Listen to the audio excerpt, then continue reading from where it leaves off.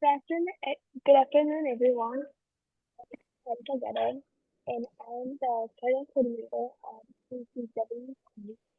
Today, we have two incredible guest speakers.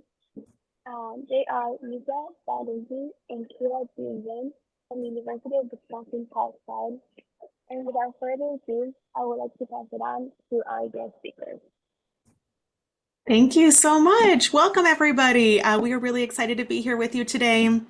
Um, we are going to be chatting about some really exciting work happening at University of Wisconsin Parkside related to a work-based learning course with general education outcomes. So I'll let my colleague introduce herself first. Yes, hi everyone. My name is Mita Banerjee. I'm an associate professor of sociology, and because of our underserved and underrepresented population, we also offer a fully online degree completion program. So I'm also the director of the sociology online program as well as the international studies program.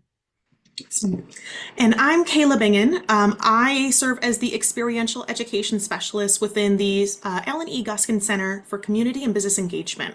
So in my role, it really started as a focused role around internships, but as we continued to conduct research, participate in opportunities like the National Survey of College Internships, we learned that our students have a lot of barriers to internships. So my role has also grown to encompass other internship alternatives that you'll be hearing more about in our presentation today. So just telling you a little bit about what's going on. Again, we want to tell you about UW Parkside in case you're not familiar with us. We're going to talk about some of Parkside's work around high impact practices, especially with a focus on equity and access, how we developed this unique gen ed course surrounded by these work-based learning principles, as well as some of our research in this area and some of our early findings. And then hopefully we can find that opportunity to bring it back to you. How can you implement similar practices, ideologies, and initiatives at your own institution? So we would love to hear from you. It's hard in a webinar format. You know, we're not necessarily seeing you, but let us know where you're from. We'd love to see who's on our call today. So drop it in the chat. Where are you from? Institution, location.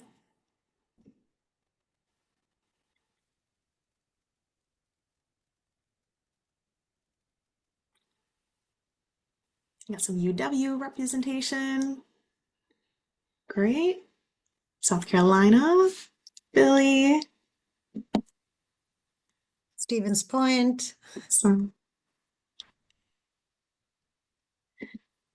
Purdue, Ball State. I was just talking about Ball State with a colleague of mine the other day. Yes, hi Mary. Good to see you. Hello. Or hear you. See you, Boulder. Awesome. So we got a little bit of everybody from everywhere. I love that. I think that makes it really exciting for us as well, because we believe that there's so much potential with what we're going to be talking to you about today. And I hope that you can pull away some nuggets that you can embed in your work at your own institution. As we go through, if you have questions, feel free to utilize that Q&A feature or drop it in the chat. Pause us if there's something urgent. Otherwise, we're definitely going to be leaving time at the end for questions as well. So yeah, just a quick snapshot of our institution, which will, put everything into perspective. So University of Wisconsin Parkside, we were established in 1968. We are a small liberal arts institution with a current student population of about 4,000 students. And demographic-wise, nearly 60% of our students are first generation, another 40% Pell eligible, 35% minority students, and over 20% non-traditional students. So as you can tell from these numbers that we are the most diverse campus within the UW system, serving a disproportionately higher number of underserved and underrepresented student populations. And some of the signature programs that we have is computer science, criminal justice, pre-health programs, theater, communication, and sports management with a high rate of student placement. So today we are going to be talking about HIPS, as in high impact practices and equity and access issues around HIPs. So as we all know that HIPs are active learning practices that promote deep learning by enhancing student engagement. And we on our campus, we do offer many types of HIPs, as in first-year seminars, service learnings, community-based learning, study abroad, undergraduate research, capstone projects, all of those. Like, we pretty much offer most everything under the HIP umbrella. And obviously, HIPs have been widely tested. They have been shown to be beneficial for college students, and especially for those coming from historically underserved and underrepresented backgrounds, who do not often have equitable access to high-impact learning practices. And something to note is that, it's not enough to just structure a class around HIP, but it is also equally important to make sure that instructors are engaging with students and how they help students engage with the course component in that HIP framework. So we have had the pleasure of participating in the National Survey of College Internships 2 times, in fact. And in 2023, when we participated, we really learned a lot about our students, what kinds of experiences they were having, or for that matter, what kinds of experiences they were not having. So we learned about 37% of students who were doing internships were low income. That being said, most of our students were extremely satisfied with their internship experience. We're having great outcomes, building great networks, learning a lot. And at that time, we learned that about 2/3 were being compensated for their internship work. We see a potential for a lot of growth in this area still, but we also want to acknowledge that that's a massive improvement from the first time we did the survey in 2021, where it was almost the exact opposite. Only about 1/3 had reported they were being compensated. So we've been implementing policies and advocating here at our campus to hopefully boost those numbers even more. Interestingly, though, and this is what really continues to stick with us, in this report, about 41% of our low-income students reported having an unpaid internship, whereas 67% of our middle and high-income students reported having a paid internship. We clearly see an equity gap here. Yes, this very well may be related to the disciplines that these students are pursuing. It might have to do with their values and the kinds of organizations that they seek out. It most definitely has to do with their social capital, which Dr. Banerjee will be talking about in a little bit. But when we saw this gap, we also sat back and said, okay, we need to explore this further. So yeah, just, building on what Kaila just shared, some of the barriers that we found out from that NSCI internship survey was that, over half of our students, like 57%, were not compensated for their internships. And, the national average is 40%, and ours was almost 60% that students were not being compensated. Again, 60% of low-income students expressed their inability to pursue an internship because, they were either unsure how to find an internship, they were working many hours, their course load was very heavy. And another data point that surfaced through this survey was that amongst those who successfully completed an internship, 31% of our low-income students had a paid internship compared to 90% of middle and high-income students. So that was a glaring difference. I mean, clearly we could see that there were equity issues going on here. Our low-income students were missing out on this high-impact practice due to structural barriers, such as being unable to quit their current job, or because of insufficient pay, or working many hours, or even not being able to find an internship. So then, a few things that we also found, we did, apart from the NSCI survey, we were also doing some in-house surveys of our own. And these are findings from our UWP student internship survey. As you can see, we asked them that, what are some of the sources that best prepared you for your internship experiences? And overwhelmingly, I think, over 90% said that their prior work experiences or their current work experiences were preparing them well, specific classes that they were taking in their major, and also their professors were having a huge impact on how they are being prepared for an internship. And then in the second figure, as you can see in that pie chart, of the 65% of the students who worked another job separate from their internship, 100% worked a minimum of 15 hours per week. So, clearly our students are working many, many hours, and they're also, in addition, trying to pursue a high impact practice such as an internship. So, as I mentioned at the beginning, Yes, Brian, absolutely. I think we mentioned this article in our paper that we just published. Because Wolfram and they all did such good work on this. Absolutely. Thank you. Yeah, thanks for highlighting that. Yeah.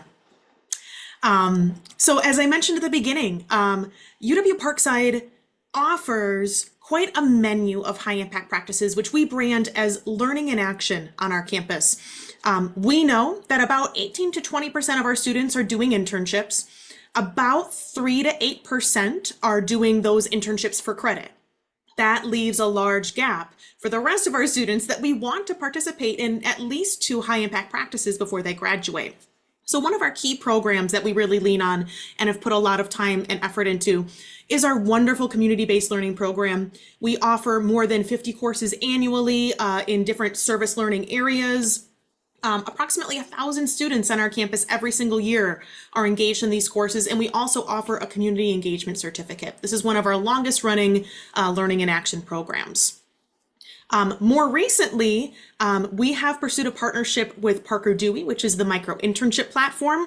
We've seen a lot of positive success in this area. This is particularly advantageous for our first and second year students who are looking to put some career relevant experiences on their resume, maybe aren't feeling quite ready yet for that full internship experience.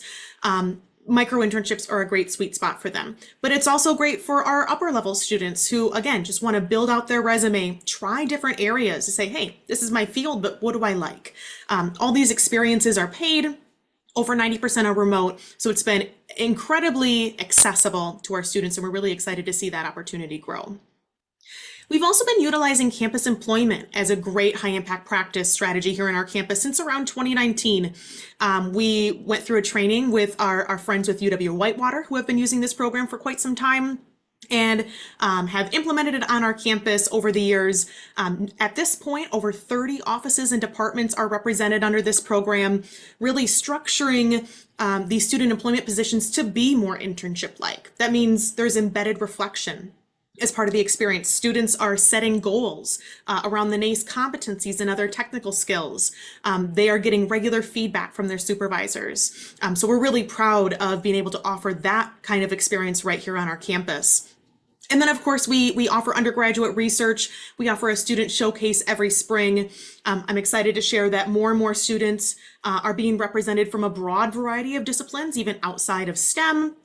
And so that's continuing an area that we lift up and also find great opportunities for faculty involvement to supervise and support those students in their research.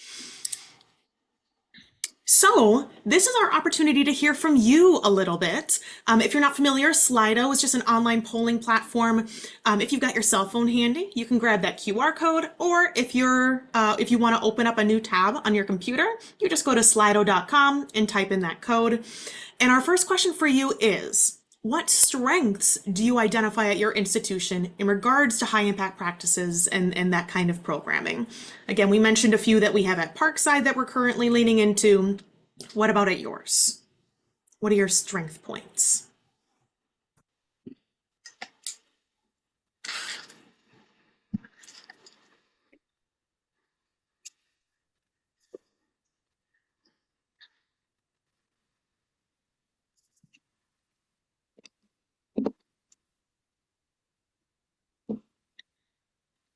Is it working for people? Anyone having any issues? I'm sorry, Kaila, this is Missy. It says it's not active when you scan that particular code. You know what? Then for the sake of this question, let's just utilize the chat feature while I do a little bit of troubleshooting. So same question applies, drop it in the chat. What are some strengths that you're seeing for your institution right now?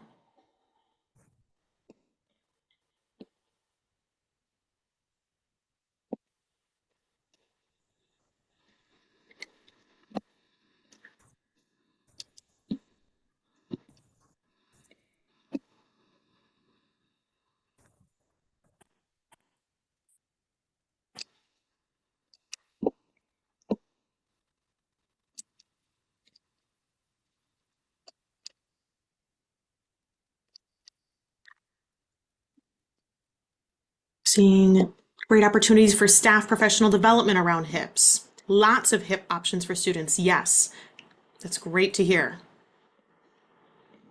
Mary Zhang mentions improved employer partnerships, first-year seminars, yes, internship, research opportunities. Faculty connections to practice. Awesome. Employer partnerships, embedding career competencies directly into all coursework. Yes. I get real excited about that. Requiring internships as part of academic programs. Yeah, really driving students to that opportunity. So Michael, do you have the internship requirement for all your majors?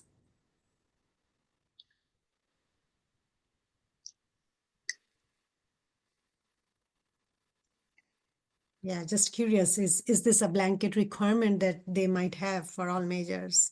6 out of the 14. Okay, Awesome. yeah. Yeah, I'm seeing a lot of really strong high impact practice options for students, and a lot of variety, which again, I think sounds like a real strength. On-campus internships, absolutely, Holly. Undergraduate enrichment office. Ooh, very cool. I like the name of that too. I think that's really critical, that students are engaged in exciting opportunities. How do they tell the world about it? And so I love that you have a service that's helping students really present their findings in a lot of venues. New university policy that campus interns must be paid. I love that. Yes, absolutely, a must. Scholarship support for student participation, absolutely. Whether that is, scholarship support for undergraduate research, or for those students that are doing unpaid internships, perhaps, in community-based appointments. Yeah, and also Mary Zhang mentioned work study opportunities as internships. Yes. Yep, absolutely. Yeah, thinking really creatively, I think, is really critical to some of those programs. So now that we've kind of addressed that aspect, and let's see if we can get it. Oh, that's even worse. So, same question. We'll just utilize the chat feature. Slido's just not cooperating today. Let's talk about weaknesses, challenges, barriers that you're seeing at your institution that are preventing you from taking your high impact practices to the next level. It could be related to some of the programs you already talked about, or it could be that program that's sitting in the back of your mind like, I wish we were doing that. I want to be doing more of that.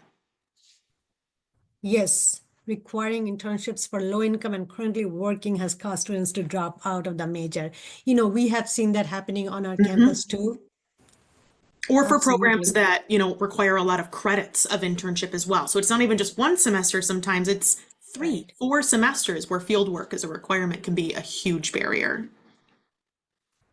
Other challenges that folks are seeing on their campuses in regards to high impact practices, elevating that work. The colleges aren't prepared to work together. Yes, yeah, we see some of that too, Kaila. Yeah. Mm-hmm. Yeah, we all work in our silos, right? We have great programs, but we don't talk to each other, and we don't see how students are missing out because we are not cooperating.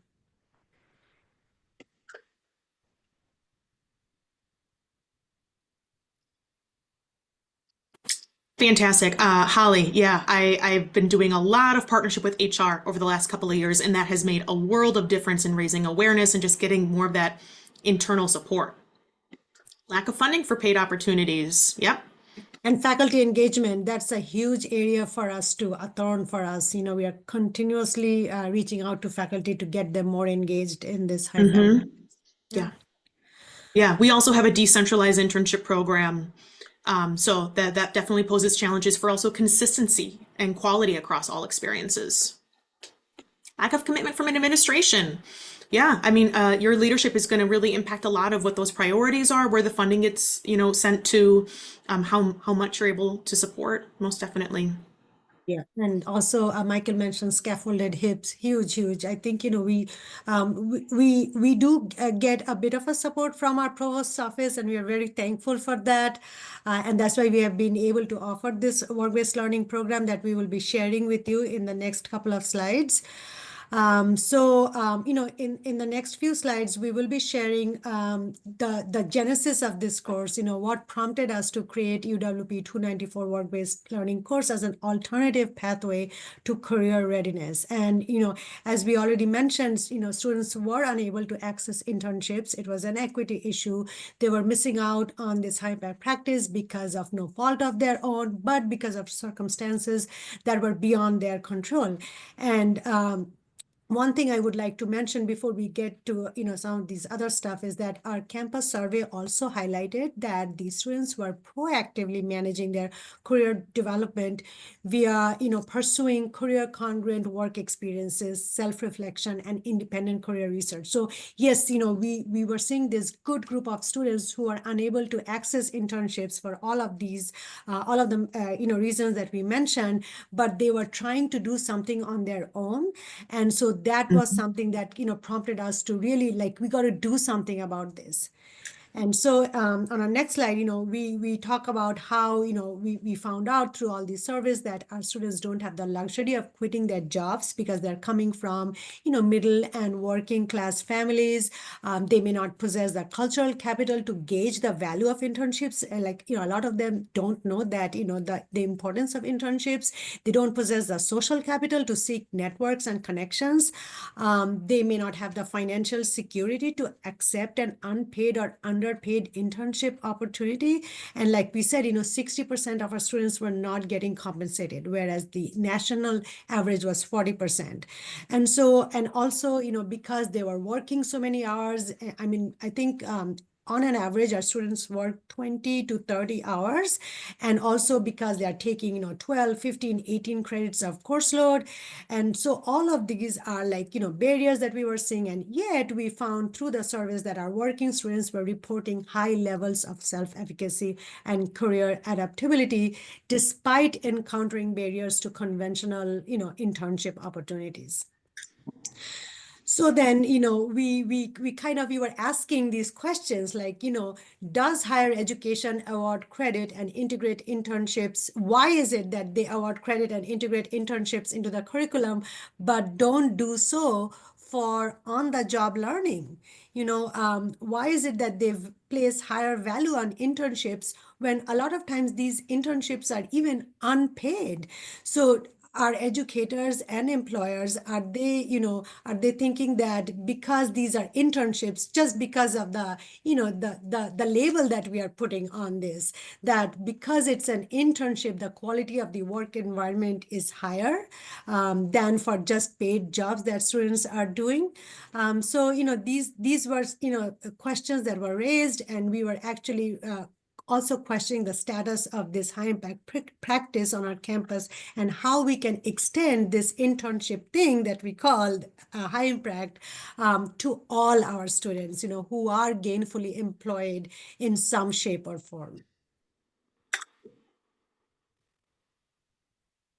So, so in light of this, we started brainstorming if we partnered with employers on an expanded array of work-based learning, opportunities for credit, and how might it look like for furthering our mutual interests in terms of co-creating a larger pool of talented workforce.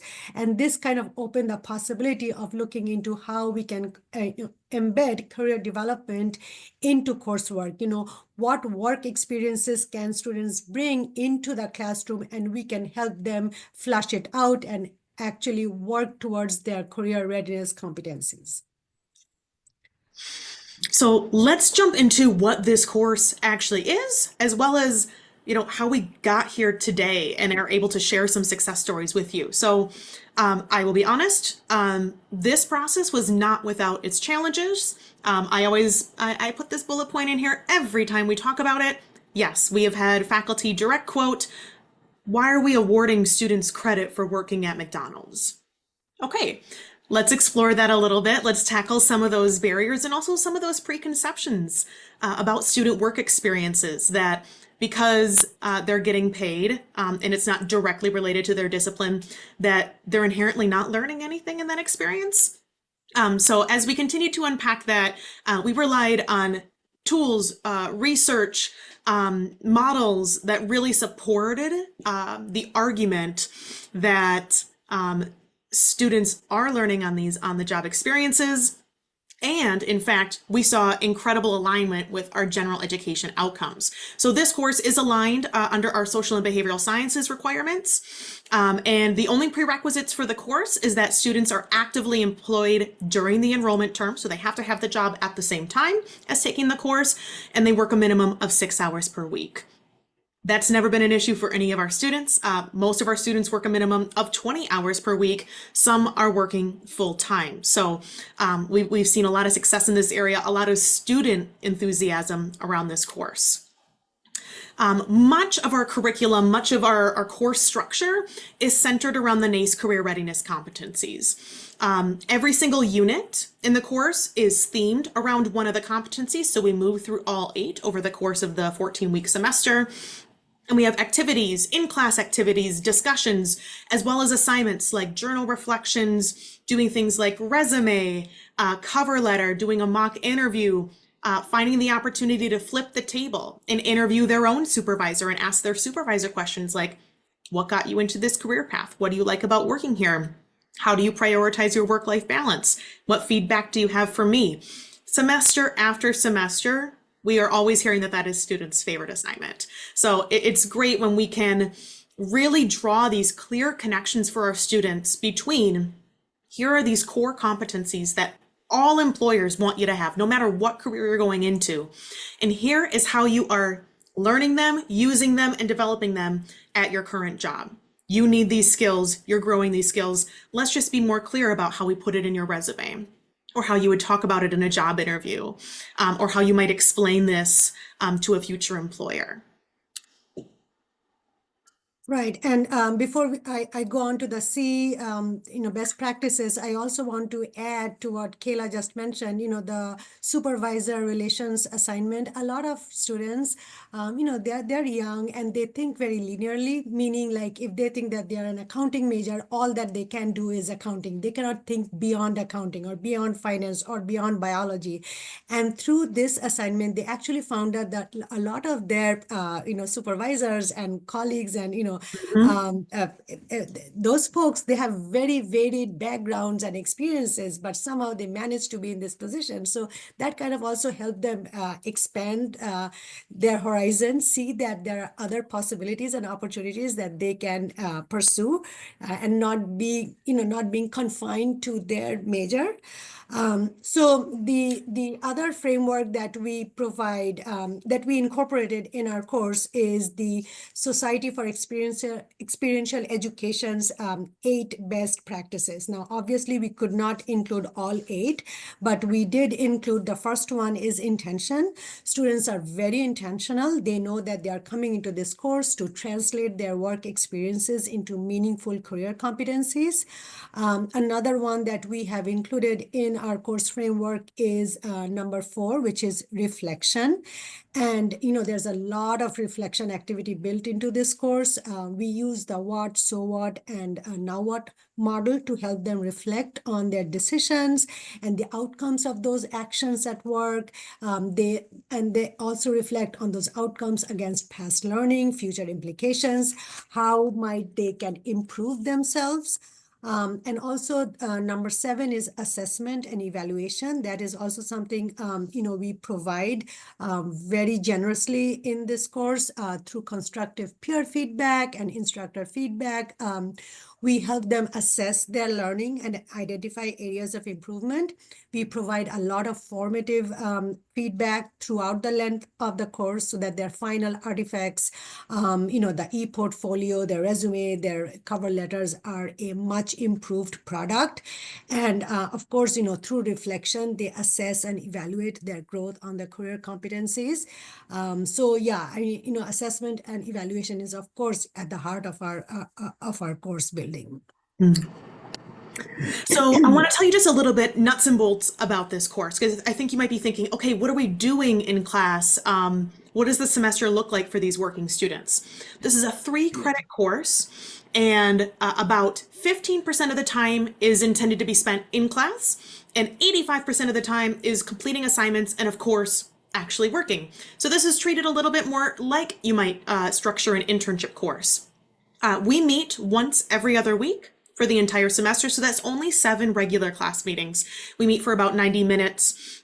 In that time, we always prioritize small and large group discussion, unpacking some of the journals that they would have written in the last week or two, exploring articles, talking about professional development topics, and then, obviously preparing them for different career events. So we have an internship and career fair coming up, other opportunities like that.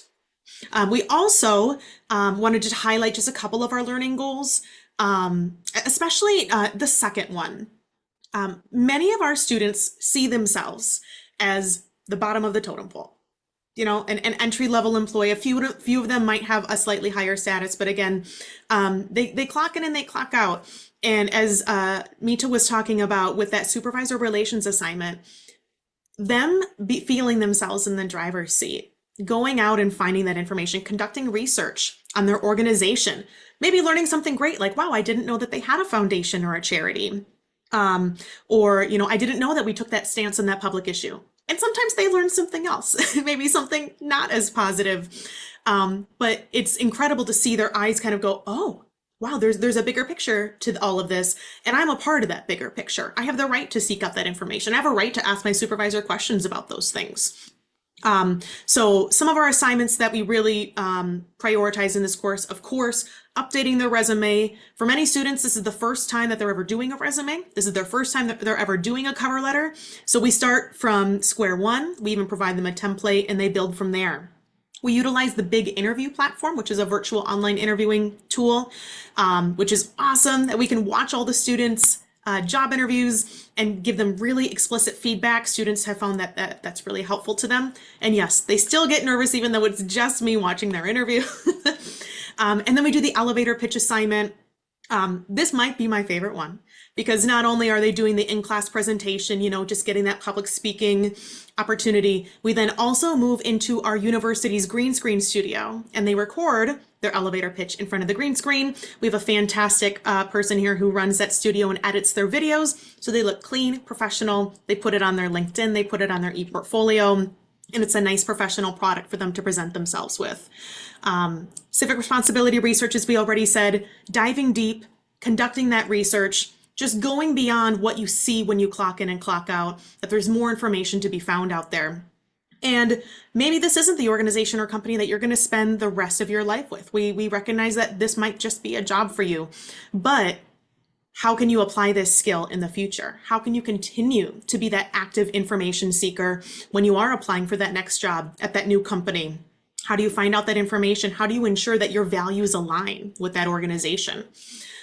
We finished the semester with a wonderful e-portfolio project where they put in samples of their work, their reflections from across the semester. We invite staff and faculty from across the university and we do it poster presentation style. They stand next to their computers, show off their e-portfolios, give their elevator pitch to a variety of guests. So finding kind of like a unique opportunity for them to express their learning, get into the habit of networking and engaging with a lot of individuals and sharing that professional side of themselves. And again, the work reflections are foundational. The discussion boards, interacting with their peers in class, absolutely foundational to this experience so that we're regularly guiding them through that reflective process. What, so what, now what, making sure that they're not just focused on the right here and now, but also thinking ahead to their future and how they can apply all of this in whatever comes next for them.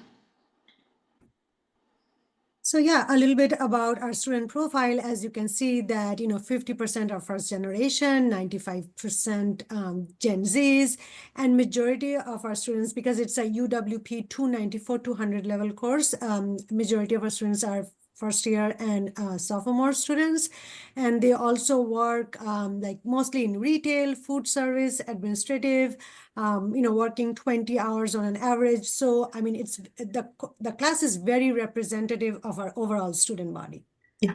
And a common question we get, which maybe I'll get ahead of, is yes, students who work on campus absolutely are eligible to enroll in this course. We have a small handful every semester.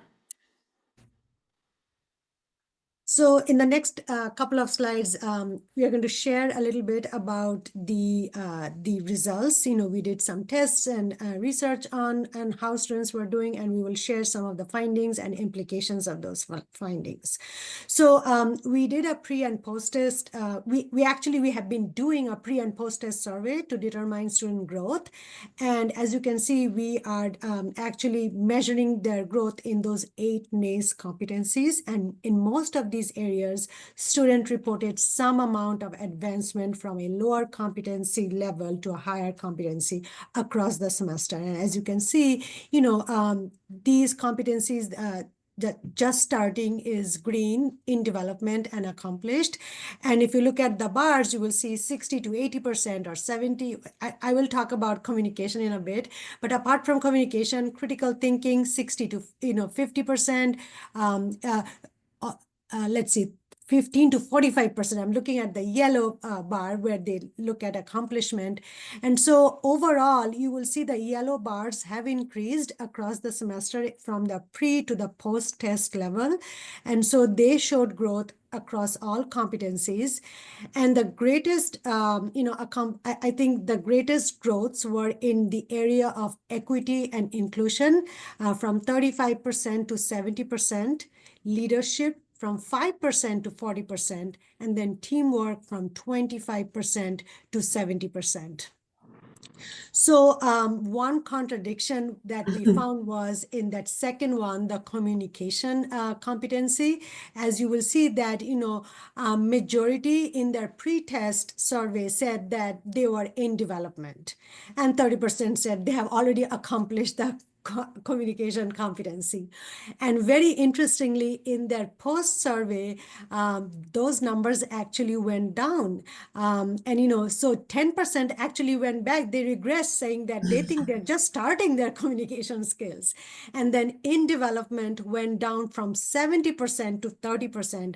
And what we think is that, this represents growth in terms of they have an increased self-awareness of the potential of growth, like where they are right now and how they see that they can improve upon this communication competency. So again, highlighting just some of our early outcomes here.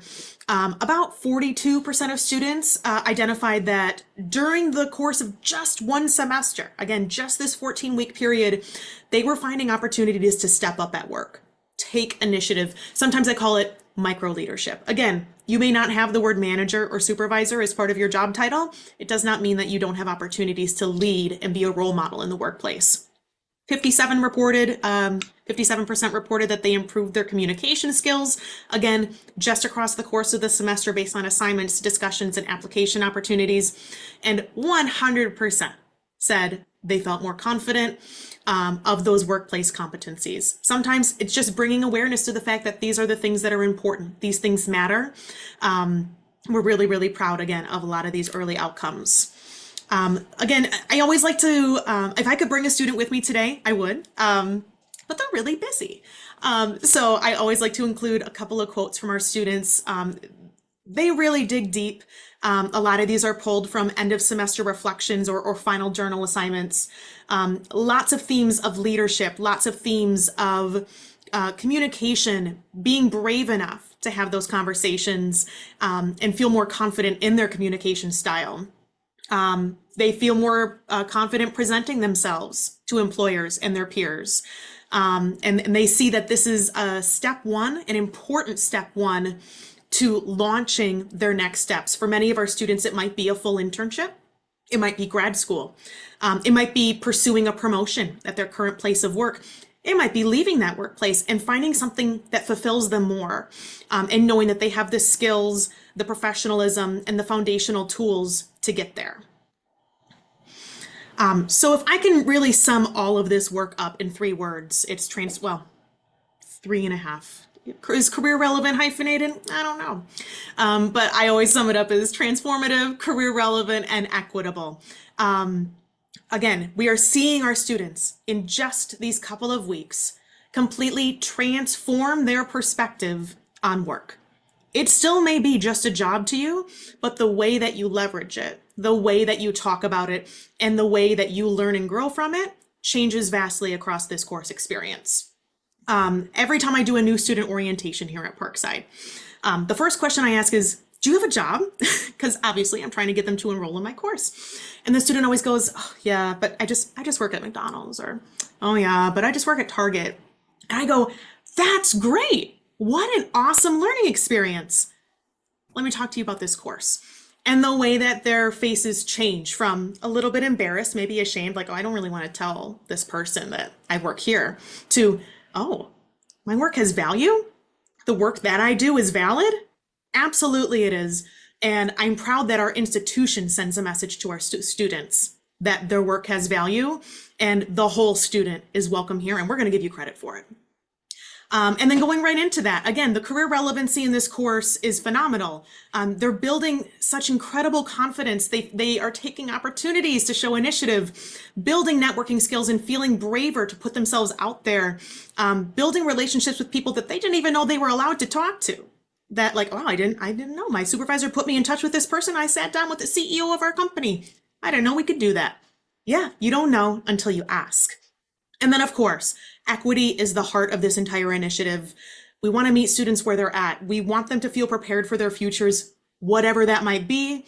And we really see the potential for this improving students' employment prospects. Someone mentioned earlier, scaffolding hips across the experience. Yes. How do you ensure that your senior is ready for that internship if they haven't had these foundational experiences to build networking skills, develop a professional resume, know how to prepare for and execute an excellent interview? These are the tools that are hopefully scaffolding the rest of their experience, so that it's a smooth transition right into the workforce and they are ready to go. So quickly, obviously these are early times and we have plans of growing this initiative and expanding it. So right now we are offering this course as a gen ed in our social and behavioral sciences group, but we also have the arts and humanities and the natural sciences gen ed areas. So we are hopefully we want to speak with our faculty and see if they would be willing to offer UWP 294 as an arts and humanities or a STEM course. We are also trying to make it more accessible because majority of our students also work many hours in the summer, and so for the first time we are going to be offering a summer online completely asynchronous version of this course this coming summer, so that even if they're working 40, 50, 60 hours, they can still take advantage of this course. And we are also exploring the option of offering it as a 394, as in right now, it's a 200, mostly first year and sophomores taking it, but maybe, there are some students out there, juniors and seniors, who have not had an internship. Can they leverage this as a, as an upper level course? And yes, do you have a lot of transfer students who may be missing out? Absolutely, Brian. I think, that is one of those target student populations that we are kind of looking into, because we do get a good number, a good chunk of students who transfer with their associate's degree, and we do want them to take advantage of this course. And that's why we would like to offer it as an upper level class. And yes, so these are some of our recruitment strategies, and we are planning to, we actually have a survey right now that we are planning to, administer to our students who have taken this course in the past couple of semesters. We want to find out if this course had any impact on retention, graduation, or also even on their employment and promotion prospects. So we're going to find out those, and probably, hopefully we can come back and share some of those results as well. I hope so. Yeah, we've been running this course. Mita, are Mm. we about to start our 6th semester? Oh my We gosh. are. Very exciting, which is very exciting, especially because we're starting to get very close to that threshold where we can meaningfully be pulling reports with institutional research as well and running those numbers in regards to retention and graduation rates. So this is our opportunity to let you sit with some of this information, process it in your own way as it applies to your institution. Normally, if we were live together, we might break into small groups and do some reflection.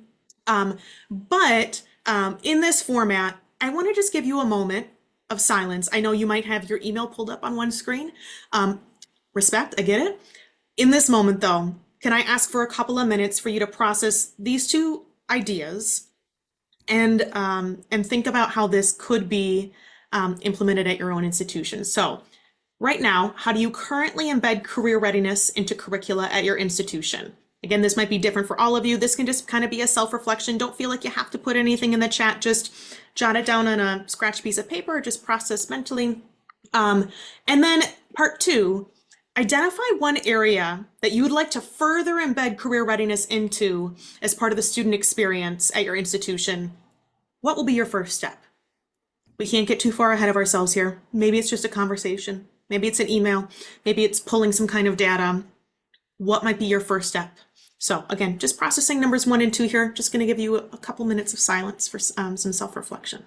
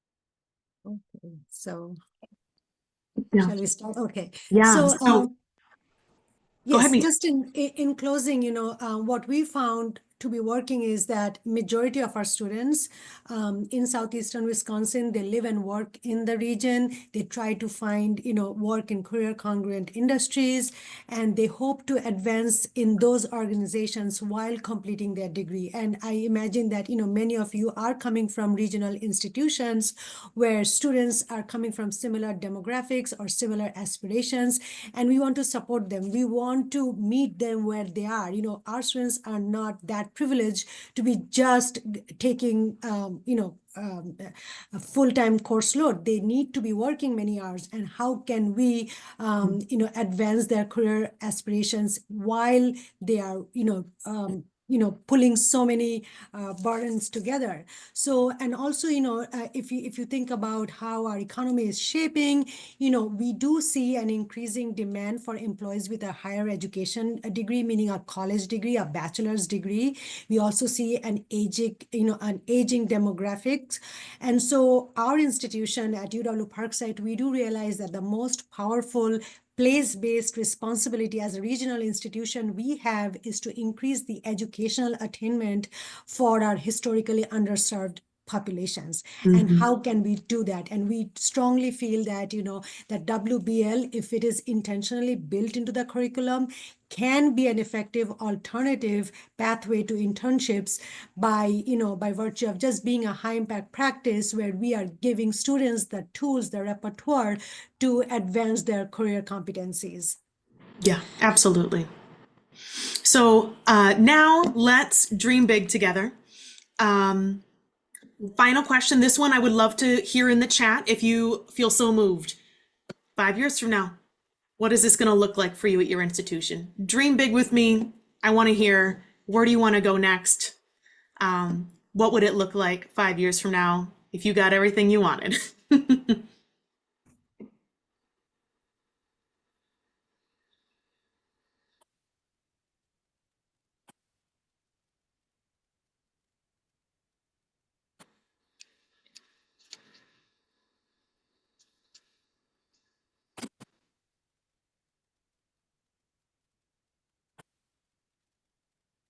Centralize all professional development seminars. Ooh, nice. More, and I see that you're also doing some gen ed career readiness work. Fantastic. Yeah, gen ed changes happen overnight, right? That's what I hear. Accessible tools and resources. Absolutely. Next slide, I'm going to give you some stuff. So, yeah.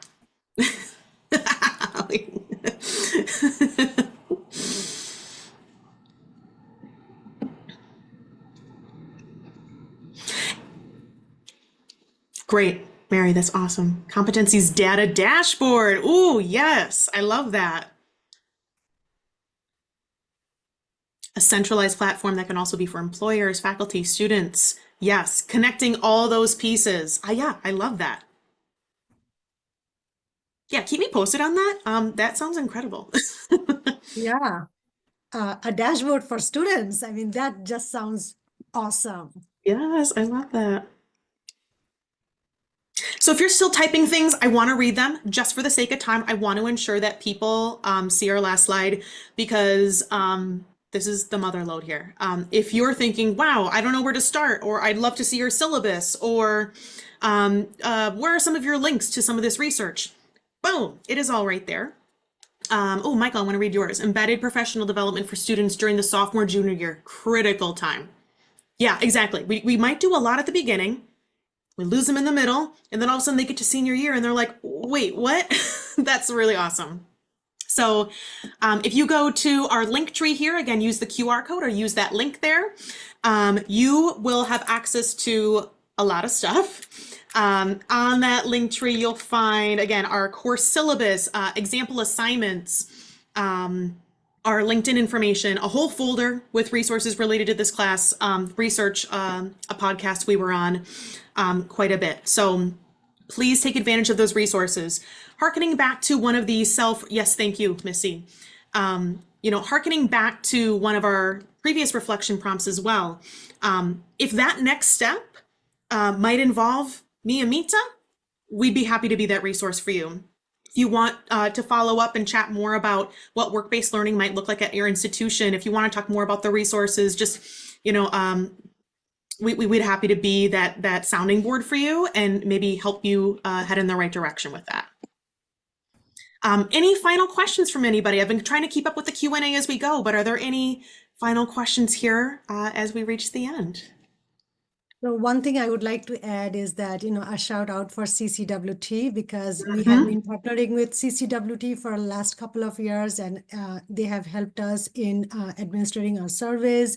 They also have a treasure trove of information in terms of research and all the, cool stuff that they are doing.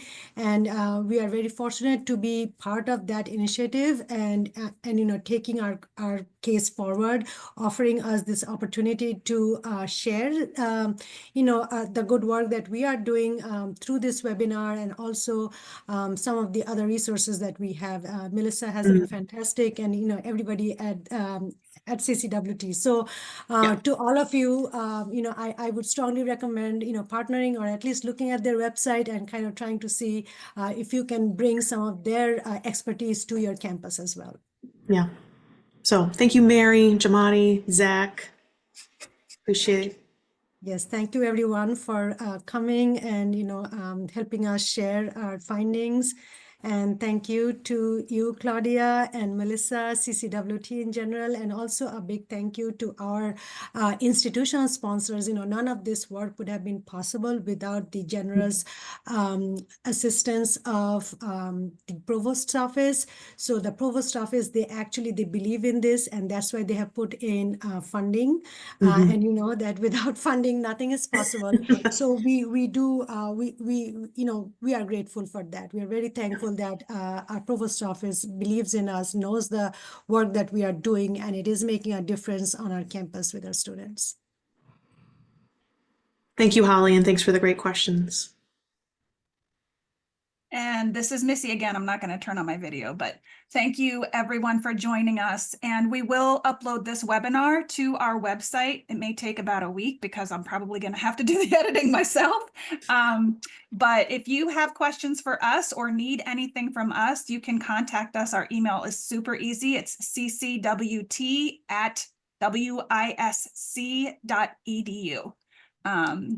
And we have a newsletter, we have lots of resources, but we really want to thank Kaila and Mita for today, for all of their hard work. I thought this was an amazing program. They presented it at our fall conference, and I knew it was something that people would really believe in and get behind, because this is truly an incredible way to provide opportunities for students. So thank you both for all of your hard work. We really appreciate you. Thanks. We appreciate you as well. Thank you, Michael. Thanks, everyone. Yes, thanks A everybody. pleasure chatting with you today. Right. Thanks, everyone.